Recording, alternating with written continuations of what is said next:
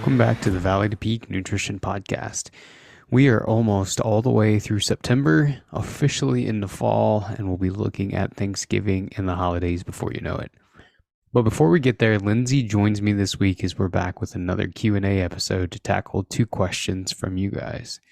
In the first part, we tackle an excellent question. I read about all of these supplements, teas, and things that are supposed to increase my metabolism. Do they work? Or is there anything else that would? Slight spoiler alert here, and the answer to that is a big nope on the teas.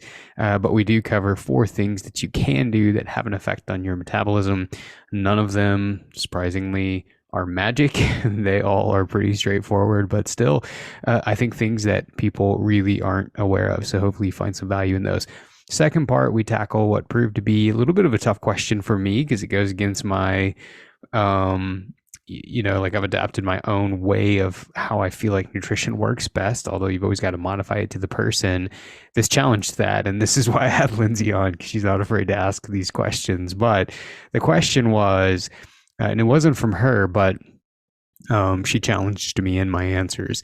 The question is this: I know that you're a big fan of tracking, but what if I don't want to? Are there any lessons or tips that you've learned over the years that would help someone achieve their goal without the arduous task of tracking?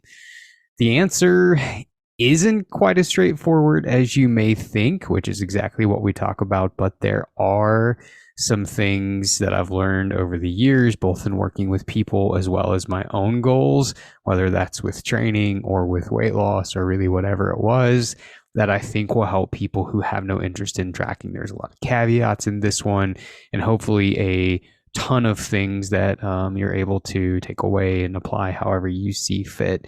I will apologize in advance for the noise towards the end of the episode. Lindsay and I recorded this one evening after the kids were in bed. They were supposed to be in bed, and you'll hear one of our boys wakes up towards the end with a few sobs, and Lindsay had to leave. And anyway, it's short, but it's still in there, so I apologize if that is distracting. As always, thanks for checking out the podcast, and we will leave you with some information at the end. So take a listen to that if you want some updates for what's coming in the future, and if you have any questions that you want to send us. So without further ado, here is both of those topics this week. Welcome back to the Valley to Peak Nutrition Podcast. This is a Q&A episode, and I am joined by the one and the only wife, Lindsay Camp. We're going to tackle a couple of Valley to Peak questions, but first, any new updates you want to give? We've got back into the swing of school and fall things and whatnot. What about you? You've been a little busier lately, it seems. Yeah, Valley to Peak has been busy. I went to Bozeman and did some stuff with the Mountain Tough guys. They were terrific, really wonderful to work with, really hospitable. And so we have some cool stuff coming out with them in January. I don't think anybody on here has ever actually met Steven, who kind of does all the behind the scenes stuff for Valley to Peak, but we have been building some information sheets, like some self-guides, just answering a lot of main questions that cover proteins and carbohydrates and timings. And so we're going to put those on the website soon that are basically just quick hitting facts on a number of topics. There's like 8 that I get a ton of questions on. So I really wanted to be able to develop some sheets that people could download and look at and just get all of their questions answered in one place. We're kind of revamping some parts of the course, so that'll be up soon. So yeah, we've been super busy developing new stuff for people to have, and are excited to get that out. So let's go into question number 1. There's a question, but also a little bit of detail there to explain. The person asked, what can I do to increase my metabolism? I read about all of these supplements, teas, and things that are supposed to increase my metabolism. Do they work, or is there anything that would? Yeah, that's a good question. So I think really looking at this in 2 parts. In one part, what's the story on the teas and all of the elixirs of proclamations saying that they'll boost your metabolism? What does that mean? Is it true? All of that. Part 2 is there anything that we could do? Like let's what do you call that whenever you give the answer first? Spoiler alert. Yeah. Little spoiler alert. No, the teas don't work. So is there anything that we can do to, to really increase that? I have a feeling you're going to chime in on some of this because you've heard a lot of things within your own circle. So number one, do the supplements and the teas actually increase your metabolism? The answer to that is no. But here's where that whole idea sort of stemmed from. Let's call it 10 to 15 years ago, one of the first things where you started reading about this was with green tea. All right. It was like, well, if you drink green tea during the day, it's going to increase your metabolism and that's going to lead to weight loss.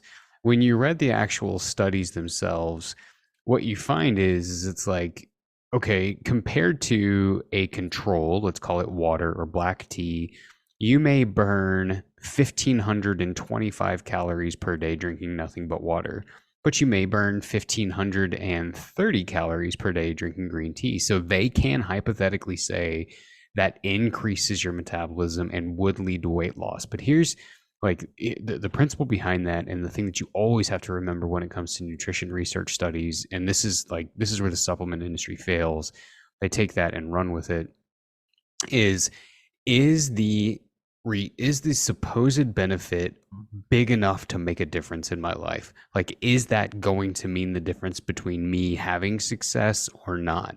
And almost 99 times out of 100, you find that the answer to that is no. And so that's where this whole idea of all of these things, increasing your metabolism sort of stemmed from. Will you first explain, though I'm sure I know, I want to be sure, what exactly is metabolism? Because sometimes people say a lot of things, so I'll just let you start with that. That is a excellent question. So your metabolism is basically the rate at which you're using energy, and energy could be interchanged with the word calories, right? So part of your metabolism is determined by your genetic. And so, yes, you could have an identical you, but with a different set of parents and burn way more calories at rest than someone else. But parts that are factored into metabolism include, and this is some of the stuff we'll dive into, how active you are or you're not, and whether you eat or you don't eat. But metabolism is essentially, at its core, in layman's terms, how much energy is your body needing based on you, period, plus your activity and your daily energy. Does that make sense? Is that a good answer? Okay. So that's essentially what metabolism is. Is there anything that you can do? And this came from actually from a client within Valley to Peak, because there are times where you'll see a lot of progress right out of the gate, whether that's in training, whether that's in increasing your weight, whether that's in trying to reduce your weight and lose body fat or whatever. You'll see a lot of progress, and then all of a sudden that progress will completely stop. You'll sort of hit this plateau, and you start looking for ways to continue that, assuming the person hasn't reached the goal. And so a couple of those ways are within this. So first and foremost, moving during the day, making sure that you are getting up throughout the course of the day and doing something other than sitting in an office chair. We just did a podcast. It was the two released prior to this one with a cardiologist who's a cardiologist here in town that I worked with at St. Al's, who is a staunch believer that sitting at your desk all day will kill you faster than anything else. So standing up and moving more. Now, I think, like we always talk about on here, there's a difference between optimal and practical, right? And so everybody says, well, 10,000 steps is what you need to hit. 10,000 steps is an arbitrary number that we came up with. In reality, if you're only hitting 1,500 steps per day and you set a target for yourself of 3,000 and you're getting up for 5 minutes every hour during the workday, that's an increase in steps. You are accomplishing the goal, and that movement will increase your metabolism. It will increase the amount of calories that you need at rest. So does that mean that your metabolism changes? Like once your body adjusts to that and maybe plateaus or whatnot, will you then need to move more? Like the other day I asked you this. I said, I feel like I've been jogging the same distance and it's taking a little less time. Should I just keep doing that? And you said, well, unless you increase distance or speed, you might not see much change. Is that the same here? Where if is there a certain amount of time that you should do that many steps or whatever your goal is before you'll have to increase it to keep your metabolism up? Yeah, and everything is going to be contingent on that person's goal, right? So we're like restructuring a lot of Valley to Peak, and really trying to help sit people down and identify. Look, there are only three things that most people want to accomplish when they focus on their nutrition. You cannot have all three at once. You have to pick, and you have to structure that over the course of 6 months, a year, whatever, constantly changing between those based on whatever your goal is. So, to your point, like let's set up a scenario. Let's say that a person starts, they have tremendous progress right out of the gate. Their goal is fat loss. They're taking 3,000 steps per day. Now, all of a sudden, everything stops. We have a decision to make. Do we want to reduce intake? Do we want to drop calories more? Do we want to increase activity by having you walk more? Or, and this is again a little bit of a spoiler alert, but second part of that is increase the intensity of your movement. So maybe you can't do 3,000. Maybe all you have is 20 minutes, but now 20 minutes of walking isn't doing the trick. You need to increase intensity. Now you got to go to a jog. You are essentially trying to find ways to continue to make sure that you're moving the needle closer towards your goal, whatever that is. So if you hit a plateau, you can either A, be satisfied with where you're at, transition into a maintenance phase, B, increase the intensity or the duration of your activity. So in your example, yes, walk more, or C, reduce how many calories are coming in. What happens the most often is people say, I do not want to eat any less than I already am. Then we have two options. You can either A, be satisfied. Congratulations on all the success you've had so far. Let's go to maintenance and run a maintenance phase. Or B, the only other option that we've got is we have to move more. I think that this conversation, this topic gets incredibly tricky because you never want to project movement or exercise or activity as a way to just burn calories, or you go burn off the cheesecake or the turkey from Thanksgiving or whatever. Like that's not necessarily the goal, but the reality is too that it is a mathematical equation. And so if you haven't reached the goal, then something has to change. You have to adjust something. Does that really affect those changes? Does that change your metabolism, or is that just how you burn calories? Because you've said those three things for that's how you have weight loss. So is upping your metabolism, does that equal weight loss? I mean, I know it can, but those are the same three things you said to do if you want to lose weight. No, those are ways to burn calories. As a matter of fact, being in a deficit or continuing to eat less and less and less will lower your metabolism. So that is part two. If you want to increase your metabolism, you do need to eat. So if you work with someone and they say, okay, I've estimated your calorie need to accomplish your goal, and that is this number, right? And you think, well, boy, if that moves the needle, where some is good, more has to be better. I'm going to go even lower. You are basically burying yourself because you're lowering your calories even more during the day. You're not expending any by putting yourself in that deep of a deficit. So to your point, no, lowering your calories does not increase your metabolism. But, and this is the second part, or I'm sorry, one of the third things you can do, regularly engaging in some sort of a resistance training program, lifting weights, in other words, will increase your metabolism. The more muscle mass you carry, the greater energy that's going to be used at rest. So that is a way to, yes, increase your metabolism.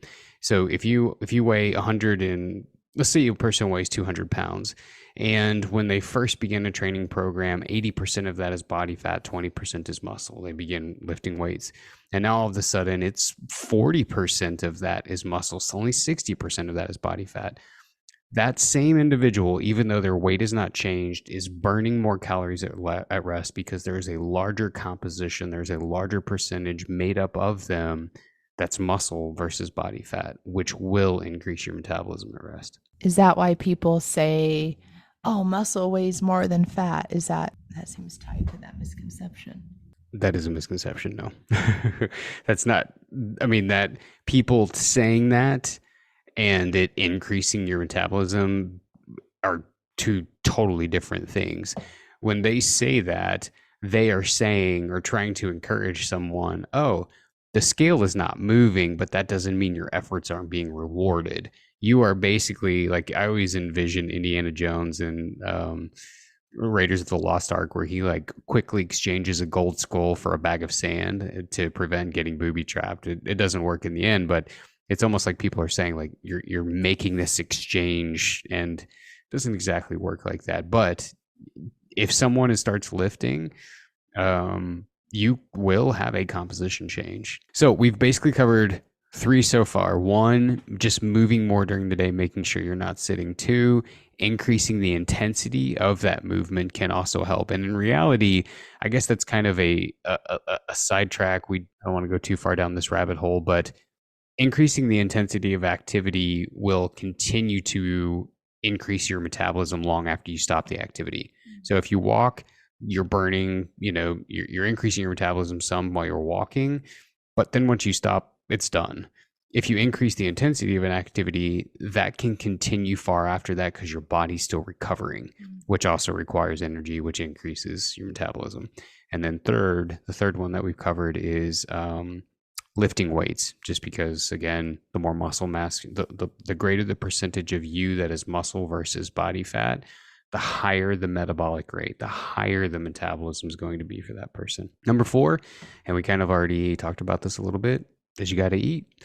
Deficits are a absolute terrorist against your metabolism, which is exactly why, like I sort of glossed over this a minute ago, why we have a maintenance phase. There is a recovery period that comes after a deep deficit where we bring your calories back up because of this. If we try to leave you in a deficit for too long of a period, it will catch up with you and make long-term management really hard. And so you have people out there who have achieved some weight loss and they've done it by eating 1,200 calories, and they are just spent every day and can't understand why they can't maintain that. And it's because there was no recovery phase ran. I think one of the greatest examples of this, and you'll appreciate this because you loved the show, was The Biggest Loser. It's been around so long now, the show has been around so long now, that we get to study participants who were in it years ago. And what we find is they lost the weight, they didn't keep it off, they had gained some back, but the amount of their metabolism after that weight loss is dramatically slower than we would have ever estimated. And that was because of the way they went about trying to lose it. They never came out of that deficit. They basically got on the show and tried to remain and continue those habits. Everybody's got a life, so you can no longer work out 9 hours a day and only eat 900 calories. And so the weight comes back on and their metabolism suffers as a consequence for it. So the eating piece of that equation is also really important. Is there truth to, maybe this is men and women, but I hear it mostly from women saying things like, oh, well, she's thin because she has high metabolism, or you can eat that and it won't ever show because you have high metabolism. I think people, when that comment has been made, it's usually a fairly quote unquote thin person is eating junk food and they're still thin. Is there anything to that, or is it just, do they happen to have the genetics that make them have a high metabolism? Yes, there is something to that. I mean, your genetics will play a role in that. Like, we've even studied twins, and sometimes twins have different metabolic rates, even though they're twins, right? So there is some truth to that. However, and these are two gigantic caveats. Number one, you have no idea what that person does the rest of the day. So maybe you see them eat a slice of cheesecake at your mom's group every other week, but you don't know that they eat pretty low calorie foods, or rarely eat, or never get coffees, or never have whatever their rules are for themselves the rest of the time. So you have no idea what that looks like. Their energy intake could be extremely low outside of these events that they're at. That's an important thing to think about. The second thing, and I think this is the biggest takeaway, and this is true of me and our genetic family, even if you get dealt a bad genetic hand, you are not screwed. There are so many things that you can do to, like, that's, I hope this isn't too harsh, but that is not an excuse. If you have poor genetics and you have a very slow metabolism, there are things that you can do to still manage that long term. I mean, our family is, I think that that's true of a lot of our family. Is it's not like I just think that's true of a lot of our family. But daily choice, which is extremely hard, like we talk about all the time, simple does not mean easy. And it doesn't. It doesn't. But it is simple in the sense of daily choice and habits will always, always, always override a bad genetic hand. And I think that that is hopefully encouraging to say, look, I'm not left stuck being like this if I don't want to be. But it can be tough. All right, let's go to number 2. I'll have some questions on this one. All right. Our next question is, I know you're a proponent of tracking nutrition intake when someone has a specific goal. What if I don't like or want to track? Are there a few things you would change or things you learn in your own fat loss and training that you would advocate for? Oh boy, I got a feeling you're gonna like expose me here. This is a fabulous question, and I would say first and foremost, I am a proponent of tracking when someone has a very specific goal, because there is no faster way to move to that goal than with accurate intake. I mean, we could sit here all night and talk about how you change the quality of your diet and you improved this and you eat more fruits and you eat more vegetables. But the reality is if you're not making strides towards that goal, it's because of an intake into the equation, and the tracking solves that in a very fast manner. In fact, I would say I can probably figure out every issue if I can see somebody's food record. With that said, let's say maybe you don't have a specific goal. You're just trying to change behavior. You would be satisfied with anything, right? This is partially coming from my own experience and getting this question and reflecting back and thinking, okay, what was the biggest changes that I made on a day-to-day basis? And these aren't necessarily in order. I would say though, the very first thing is I learned to cook for myself, and I stopped relying on either, a ton of packaged food or going out to restaurants a lot or, whatever. I learned how to actually cook for myself. And that, first and foremost, it did help me detail down. Like I started at the same time. That was the same year that I began training with any sort of actual like intention. So if I needed more protein, I knew how to cook to get that. If I didn't have enough energy and I needed more, I knew how to cook to get that. I knew how to, that was a huge thing for me. Second is when you cook at home, it is a lot less calorie dense. I mean, you really get a lot more nutrition in when you learn to cook for yourself. And I think that had I not learned to do that, I don't think it would have been had a dramatic change in the trajectory of my life and my overall ability to manage it long term. So I think that was probably and is probably first and foremost one of the main things. The second thing, and again, question was, are there a few things you would change or things that you would advocate for? One would be to simply eat when I'm hungry and stop when I'm full. That would be number 2. Even if you're not tracking, following those rules and, basically just only committing to eating when you're hungry and then stopping when you're full, I think are huge. However, I would also argue that I didn't know what full or hungry felt like until I started tracking, right? Until I started setting up some rules for myself and until I, so I would go about my day. No, I'm not really hungry. No, I'm not really hungry. And then you would feel it and you would know the difference. You could recognize it. And I think that is a huge thing too. If someone doesn't want to track, commit to only eating when you're hungry and stopping when you're full. I had asked you that the other day, though, or I don't know, maybe a few months ago. I had said something about, I saw how much I'd eaten and it wasn't really calorie dense, but there was a lot of food. I'm just knowing us, it was probably a plate of a potato that had maybe a little bit of margarine and lemon pepper, and then a whole bunch of grilled chicken with some sort of, sugar-free sauce on the side and a bunch of broccoli. And that had no oil. You can see I'm really eager about what we had. Anyway, I eat all of this food and I said, "Oh, I feel like I'm still hungry." But I said, "But there's no way I could be after eating all of that." And he said, "Well, you might still be, or with that specific meal, I'll be hungry, or at least what I assume is hungry quicker than I would be if I ate something different.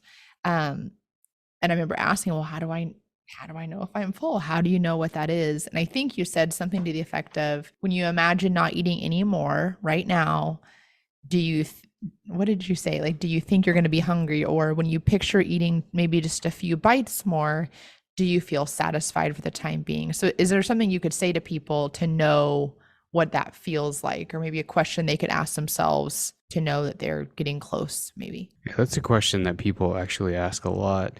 And to me, it's this: if by continuing to eat you feel like you're not going to feel good, then it's time to stop.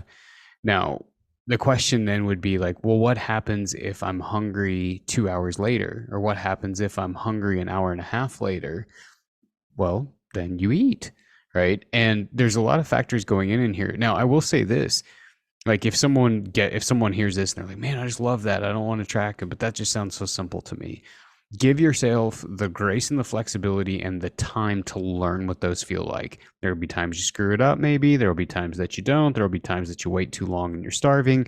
Like, it's going to take some time to learn that. Habit change is hard, and that's why it's hard. You don't just get it overnight. The piece that you're talking about is, if you eat a lot of food volume, but there's not many calories in there, your belly may be full, but you may not be satiated. You may not be satisfied. You may be hungry in an hour. You may be hungry in an hour and a half. And if you are, that's okay, right? You could readjust. But I think a part of that, let me say this. This was number 3 that I wrote down.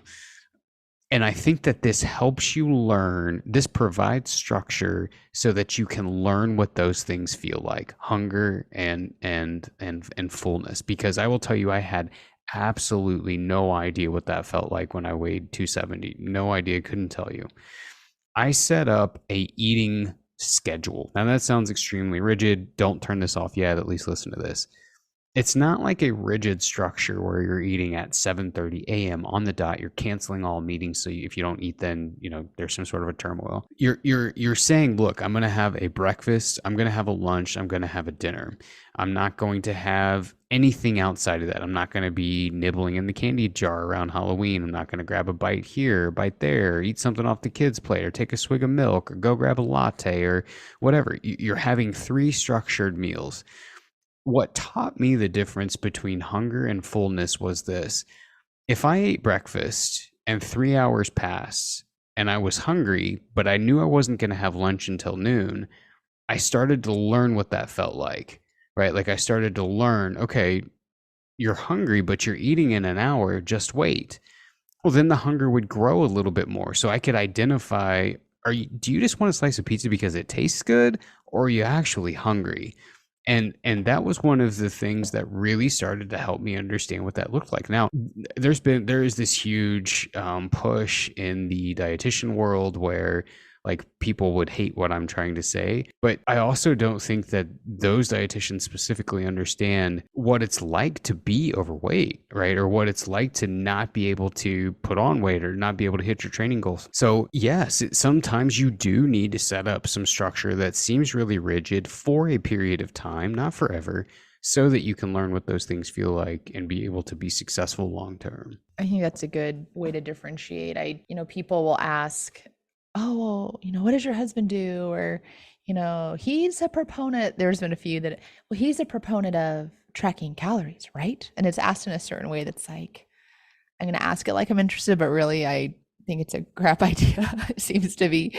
And I've heard you say this multiple times to clients as as they're onboarding or as they're seeing if this program would work for them.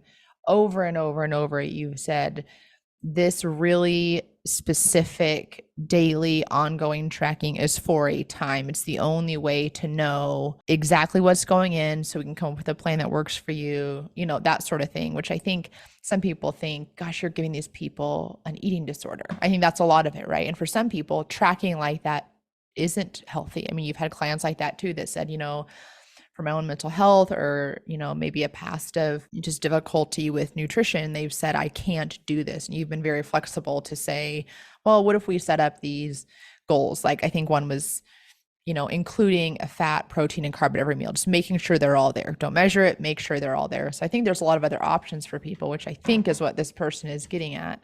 And I've even said, when you come in like frustrated at times, like, oh, why can't people, I don't know, maybe I shouldn't say this. You said, you have to measure it. And they say they measure it and all of that. And I've said, multiple times, I said, your program would not work for me if I had nutrition goals. It just wouldn't. I am very regimented and I'm very routine, but I do not want to figure out numbers. I like math. I don't like doing it in my head and trying to measure. I just want to enjoy eating and I don't want it to be a chore. But with that, I had health goals in the past. And what was helpful for me, at least, that you did, as you said, and after I asked multiple times, mind you all, I had to pretty much beg for this because Kyle was told early on to never give his family advice about nutrition. So after asking multiple times, you said things like, for me, it was, I really like milkshakes. He'd say, have one a week, have the small one once a week, like give yourself that reward. Or I really like macaroni and cheese, and I would have only that, a huge bowl of only that. You said eat the mac and cheese as often as you want, but make it this portion of your plate. You also like salad, make that this portion of your plate. So I'm sure some of these are pretty specific to the person, but I could see myself asking this question and seeing how possible it is because of things that we've done here at home. Yes. So there have been many times over the years that I've done this where people share their history and I say, look, tracking is effective, but we will not go there with you because I think it's just going to perpetuate or cause or stir up a bad habit. You use the example of eating disorders, and that is 100% true. If a person has a history of that, the last thing on the planet they should do is become obsessive. The last thing anybody should do is become obsessive about this, but the last thing on the planet that they should do is start tracking because of the obsession that it could create. There are definitely, and this person's question inserts the caveat, what if you don't have a specific goal? There are definitely outlets you can take to change your habits, to change your nutrition, and it can be highly effective. But I would also, to the goal piece of things, argue that nothing feels worse than trying and not seeing any progress, and you feeling like you're doing it everything right. And again, the intensity of the tracking, if you do have a specific goal, is for a short period of time for that goal. And then in fact, the maintenance phase of the program is twofold. One, we bring up your calories for everything that we talked about in the first episode. And then number two is we talk about how do you transition away from the meticulous tracking into something that's more intuitive, into something that, you've taken all of these habits and you've changed them. How do you do this without the reliance on the tools? We did a podcast not long ago and did a reel on Instagram about it as well, where we said maintenance is not the reverse and going back to old habits. Maintenance in reality is trying to continue those habits without the reliance of the tools of tracking and measuring and doing all of that. But you're 100% right, and I'm not naive to it. Tracking is not for everyone. There are ways that we can approach nutrition, changing nutrition without having to track. And it can be effective. Like, I'll never forget at the hospital, I think I shared this story with you without sharing the person's name. He was a trucker. He ate out all the time on the road, and the only parameter I set for him was to eat half. I said, I don't care what you order. I don't care if you order ribs, steak, shrimp, and eat 10 biscuits. I don't care. Just eat half of what you normally would eat, and let's see what happens. Lo and behold, he began to lose weight. He didn't track anything. He didn't measure anything. He didn't stop eating burgers. He didn't stop eating fries. He didn't stop drinking beer. He continued his life, but he cut it in half.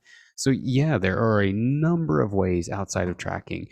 For me, as I look back again, like just to reflect on the question, the three most effective things was I learned to cook. I began making sure that I had protein at meals because it helped me feel full longer, right? So you talk about that satiating thing. And then number three, I ate when I was hungry and stopped when I was full. I had some sort of a rhythm. I wasn't one of the biggest. I look back and think, like, I've reflected on this all often. What contributed to me getting to 270? I just ate all the time. Like, it didn't matter if I was hungry. It was like if it sounded good. It was going down. And I have no question that that's one of the things that contributed to that. So just having some structure and trying to pay attention to when I'm hungry and when I'm full helped a ton before I even tracked. I think something else that's come to mind is we've kind of talked about this, and you talked about habits and people that want to be a little more stringent or whatnot, and those who want to be less tied to numbers. Is I don't relate to the number side of things. Like I said, it's just not something that I like. I don't mind having rules for myself, and I'd be one that would rather like just not have chips in the house and not have these foods I shouldn't overeat in the house, or more of a rule follower when it comes to things like that with nutrition. But something that I know came up for us, and I'm sure with many of the clients you work with, I mean, sometimes we'll have couples that will join together, or a father son that they might both sign up. But I think it's difficult if this is not something, either weight loss or just improving nutrition, if it's not something that you connect with or feel a need for or struggle with, to relate and understand why people do that. Like there's been people in our social circle or our family that have said, well, Kyle's counting that. Does Kyle not eat that? Or they'll say that they'll see that you calculate the calories in something, or maybe eat less at a function. And I've had a friend that recently lost a ton of weight following a very routine schedule. And she had talked about the difficulty with her sister not getting it. Like, just eat that. Or like, why do you have to track it again? So I don't know. I don't know if this is my little soapbox or what, but I just remember having some tension early on when we met, not understanding why you seemed so driven by these things, when to me it was like, oh, just make some different choices, or like, why does it need to be so, you've done this for years, like, why are you still doing this? One of the things that you said no one criticizes someone who struggled with alcoholism for not going to a bar. No one questions that. Someone that wants to stop smoking, no one questions them or makes fun of them for saying, hey, I can't be around that right now, or that's something that triggers me, or I need to get out and walk right now instead. But this is an area, for whatever reason, that people have a tough time accepting when others don't just go with the flow. Yeah, to your point, I remember, specifically people commenting on it and me just feeling like, man, you were all concerned about me when I was heavy, and then I started to lose weight and you had your opinions on that. And I think that it can even be true of like, we're talking about it in the context of fat loss, but there are athletes or people trying to gain weight, or people who track trying to hit a specific metric in training, where they're running, training for an ultra, running 100 miles a week. If you don't eat enough, you will tank. You will not be able to press on. So that again is where the tracking is valid. And it is. I mean, it is a tough dynamic. Like I did a podcast not long ago with a sobriety group, and this topic came up. But I think one of the most interesting things that we see, and I talked about it in the context of people who have weight loss surgery, but we see this in the context of anyone who has a dramatic weight loss. In fact, this was even my story. It worked out good for me because I met you, but it can have a negative impact on people's relationships, specifically their marriages. We saw a lot of people leave their partners after weight loss surgery, after they had a profound weight loss. And a lot of that is because, I mean, there's a number of factors. Sometimes, not always, there was a jealous component. Their partner wanted to lose weight. They couldn't lose weight. Here's this person, this man or woman who'd lost 100 pounds. So there's like a component of jealousy to it. The things you used to do together, go out for nightcaps and cheesecake at 11, like that no longer is happening. You're not getting popcorn at the movies anymore, or less popcorn at the movies. Social habits change. All of these things change, and it affects things. Like, I don't know the how to solve that. I guess I should ask you. I mean, because when we first met, I was an intern and still really wrapped up in a lot of my honestly some of my own misunderstandings of nutrition back then. You dealt with it gracefully, but like, what was the hard part about that? A lot of people, most everyone in our life, thought that you ate the way you did or didn't eat or had your specific nutrition habits because you were a dietitian. And so they naturally would criticize and, oh, the dietitian, don't let them see what you're eating. Myself, maybe myself included, I don't know, not ever realizing, no, this was because you had had weight loss and everything emotionally, physically. I mean, everything associated with that is why you found comfort in tracking what you ate and eating a very specific way. Something that I would say, unless you had ever had significant weight loss, you could not connect to, or an addiction. I mean, you've mentioned it as food addiction, something that someone who hasn't dealt with that cannot, I'm realizing now, cannot understand that, cannot relate to it and say, oh, just eat this or just eat less. It's not, just not possible. When we first got married, I feel like it affected me a lot. Back then, I think, oh, we didn't have kids. We got invited out to do stuff. So it was really hard for me, really hard when people, as they do, would invite us over for dinner. And I think, well, it has to be at a certain time, or it has to be, hopefully they have this, or we always bring the salad or whatever. And just realizing, honestly, that I was embarrassed that maybe you wouldn't eat if we went out. The idea that we would go together, or I'd say, oh, let's go get a milkshake. There's great little milk, the like greasy diners around here. And I think, oh, let's go get a milkshake together. And you said, I don't want one. And I was upset because that was something we, like you said about that couple, I wanted to do that together. And it's not fun when someone orders a water and you get, a peanut butter shake. So it was tricky. I think when you said the thing about, people gave me a ton of crap for being overweight and criticize what you ate and you lose it. That's a really good point. And then the day that you said no one questions someone who struggled with alcoholism, with not wanting to go to a bar, you wouldn't invite them. You wouldn't ever ask them why they didn't want to drink something. You would just let it go. And that hit me a little bit harder. And when I just realized not to own your decisions, that's your own nutrition choices. Like I can eat what I want, as much as people think and ask me, did your husband let you eat that? First of all, I don't know anyone's husband who let them or not let them eat anything and would stick around. But yeah, I think I just had to get over it. I had to get over that we would eat the exact same amount, or that you would want to have milkshakes as much as I did, or whatever.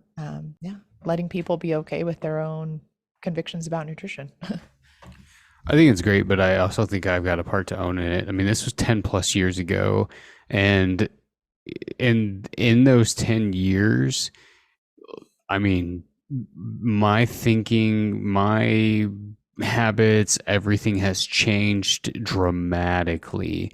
So there was a part of that, again, that was in my own naivety and misunderstanding about nutrition, because I was an intern. Like, I hadn't learned a lot about what I have since then. I was beyond rigid for no reason. And honestly, I think that changed over the years, but having kids changed it all. I mean, when we had Grant, I knew I had to figure something out. Like, I knew I couldn't continue that rigidity while being a father and being a husband and living. And I'm grateful I did. I don't know if I told you this or not. I wrote a post about it because it sort of hit me in a way that I didn't expect. But was it 2 weeks ago I took him camping? 2 weeks ago I took Grant camping. It was just he and I. It was kind of one of the last hurrahs for this year, because hunting season basically runs from September through the first of the year, and it's too cold to take him. And anyway, so he goes for one reason, that's s'mores. I mean, he goes to eat, and he loves sleeping in a tent. So, he goes for those two things, and I know that. So load up the truck, we go camping, we're cooking, we're eating s'mores. And like, normally he'll make his s'more and he'll throw it down and stick out his hand ready to eat another one. Did I tell you this? Okay. So I make, I help him make the s'more, help him roast the marshmallow, help him put it on the graham cracker, do all of that. And I give it to him. He's doing it. He has it in his hand. He's just holding it. He's not eating it. He's just holding it, and he's just kind of looking at me. I was like, well, buddy, what are you doing? Why aren't you eating eating your s'more? He's like, I want to wait and eat it with you. Are you going to eat one? And I was like, yeah. So I was in the process of making mine. 10 years ago, I would have said, oh no, I'll just watch you. And he said that. He said, and then he sort of paused and he's like, well, I want to eat with you. And it was really, I don't know, it just sort of caught me off guard because I'm so grateful for the whole process of understanding all of that. And so looping this full circle back into the original question, and I guess I violated my own rule here because I wasn't hungry. There are times memories are more important than macros, but I will say this. Tracking's not for everyone. Tracking does have value. Tracking taught me why I was okay to eat that s'more, but it's not for everyone. And even for the people who find value in it, it is not to be done forever, that level of intensity. It's designed to teach you about nutrition, reach a specific goal, and then transition out of it. If you have no specific goal, the three things that had the most profound effect on me and that I would probably tell everyone to do is learn to cook, eat protein with each meal, eat when you're hungry, stop when you're full. Anything you want to add? Marry somebody that likes to cook and knows how. You don't have to worry about it. There you go. Marry somebody that likes to cook. All right, it's late here. We're going to jump off here. Thank you for joining us again. If you've got any questions that you want us to answer, you can send those to info@v2pnutrition.com. As always, thanks for checking out the podcast. Several of you have written and graciously asked how to support it. You've asked if we sell shirts. You've asked a number of great things. And the answer to that is no, we don't really have any donations or shirts for sale. I guess we sell shirts usually once or twice a year, and there's order forms to those, but not like a merch thing on our website or anything like that. But the best thing that you could do, and I appreciate the question, it's very kind that you would even feel like you need to do something, but if you wanted to do anything, just maybe send an episode that you think a friend or family member or something like that would be interested in, or telling other people about the podcast. Obviously we have sponsors. I don't know that I have any interest in having a sponsor because that lets me say whatever I want and be open and honest. So the best thing that you could do if you feel like you wanted to support it is just to share it with someone. Don't feel like you have to, but it is extremely helpful to us, ranking the podcast in your platform, leaving a comment, all of that stuff. In the podcast world of behind the scenes podcast helps spread the word about that podcast. So thank you for asking. Appreciate that. We will be back again in a couple of weeks with some more episodes. If you have any questions or topics that you want us to cover, send those over to info@v2pnutrition.com. We'd be glad to do that. We have a bunch that you guys have written in. I'm going to cover all of them, but please don't let that stop you from sending more. I love them, and honestly, I just have interest in covering whatever you want to hear about. So this is way better than me trying to think about what would be interesting and then missing the mark. So please, if you got questions, even if you think they're crazy, send them over. I never use a name unless you want me to use a name, but we would love to cover those. We'll be back again in a couple of weeks with more episodes. Till then, have an excellent week, everybody. We're taking a chip break. I need to stop and eat some chips real quick. You ought to put these outtakes in something. Vibing nutrition, barbecued Lay's right before my bowl of oatmeal, peanut butter and berries.